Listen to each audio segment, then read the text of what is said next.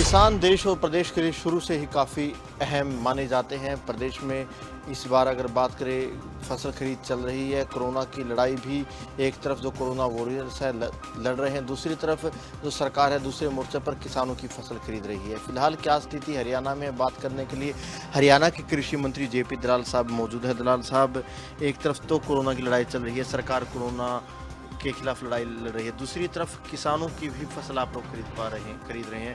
फिलहाल अभी तक की स्थिति की बात करें, कितनी खरीद किसानों की फसल की हो पाई है, गेहूं खरीद की अगर बात करें तो? इस बार पिछली बार की बजाय 4 या 5 गुना ये केंद्र बढ़ाए गए।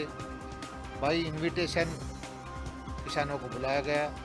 जो कैपेसिटी किसी केंद्र की थी, 40 किसान की, 50 की, 100 की, 70 की, 80 की, मैपिंग करके किसानों का डाटा तैयार किया गया और जिस जिस किसान की फसल तैयार होती गई उसको आमंत्रण देकर बुलाया गया और बहुत अच्छी परचेज चली है।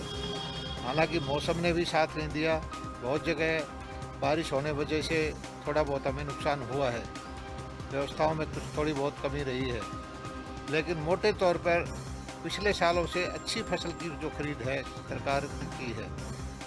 आज शाम तक लगभग 3 लाख मीट्रिक टन सरसों की परचेज हो जाएगी और 27 लाख 28 लाख के आसपास गेहूं की परचेज हो जाएगी।